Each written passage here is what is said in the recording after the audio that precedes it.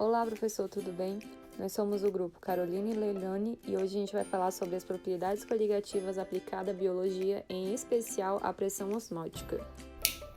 Dentre as propriedades coligativas, a gente pode falar da tonoscopia, da crioscopia, da bulioscopia e da pressão osmótica. As propriedades coligativas, elas são definidas por um soluto não volátil mais um solvente. Dentre os solutos não voláteis estão os íons, como o cloreto de sódio, e moléculas de açúcar, como a sacarose. Hoje, em especial, a gente vai falar da pressão osmótica. O que seria a pressão osmótica? Antes da gente responder essa pergunta, é válido ressaltar que o nosso experimento ele foi feito com um ovo. Então, a gente buscou ilustrar a membrana de um ovo e os seus possíveis acontecimentos, quando é colocado numa solução hipertônica ou uma solução hipotônica. Então, o que acontece? A tendência da água é migrar do meio hipotônico para o meio hipertônico, mas o que seria isso? O meio hipertônico nada mais é do que aquele meio que possui uma grande concentração de soluto, e o meio hipotônico é aquele que possui uma baixa concentração de soluto. E a tendência da água é migrar do meio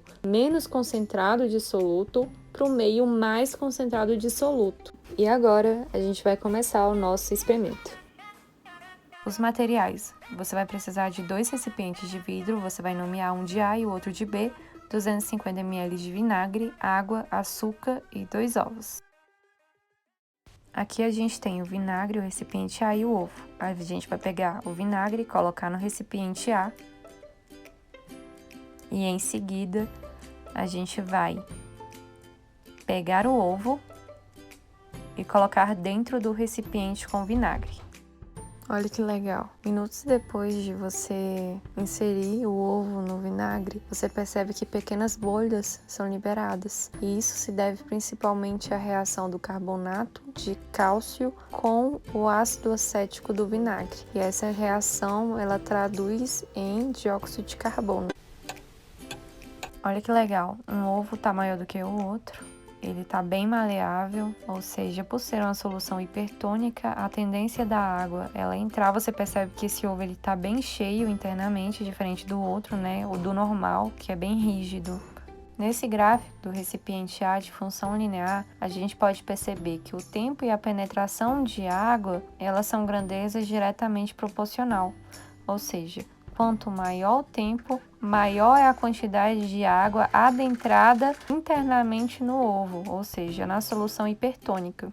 Agora, para o recipiente B, nós vamos precisar de açúcar, 250 ml, 250 ml de água também, é muito importante, gente, a água. E aí você vai pegar uma panela, você vai colocar o açúcar e em seguida a água. E logo depois você vai ligar o fogo e deixar esquentar até formar uma coloração amarelada. Em seguida, você vai despejar sobre o recipiente B e inserir o ovo e esperar o tempo passar. Bom, aqui é o nosso resultado final. Você percebe que bastante solvente migrou para o meio concentrado de açúcar e você percebe que o ovo está mais murcho, que ele tá bem maleável. A gente deixou por volta de 10 horas. Talvez se a gente tivesse deixado por volta de 20 horas ou 24 horas, ele teria um resultado mais significativo, ele teria ficado mais plasmolizado. E aqui a gente tem um gráfico de função linear.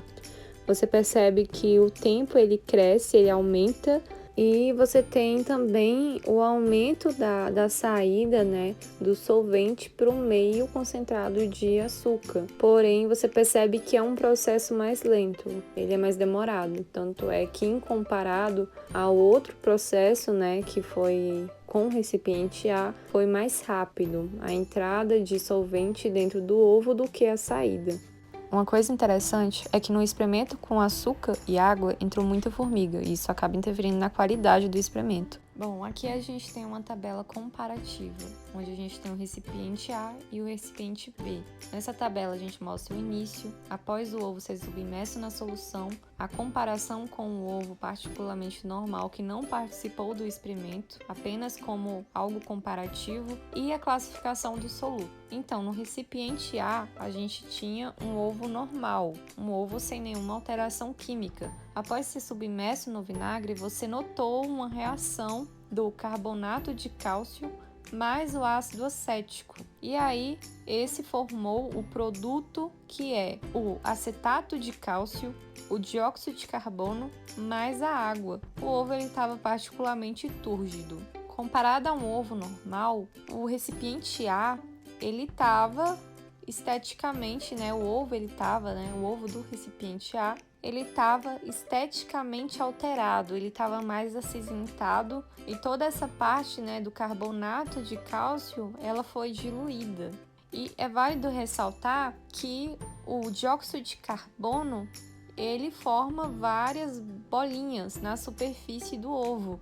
E isso se deve porque ele se encontra no estado gasoso. Enquanto a classificação de soluto, o vinagre, ele por si só, ele é uma solução supersaturada, ou seja, você tem o soluto ali que é o ácido acético e o solvente que é a água.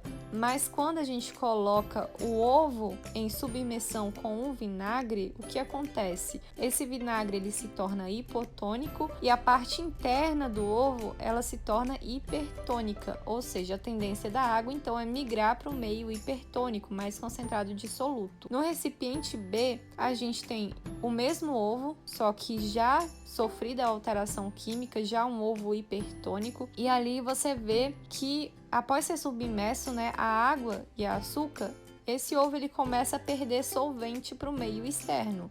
Ele começa a perder o líquido. E aí esse ovo ele vai ficar esteticamente deformado. A água e a açúcar, elas formam um meio hipertônico, ou seja, então a tendência da água agora é migrar da parte interna do ovo para a parte externa, com água e açúcar, sendo que a açúcar está diluída na água. A água ela é um solvente, a açúcar é um soluto, sacarose, líquido, solução saturada. E o nosso experimento sobre pressão osmótica foi esse. E tchau, tchau!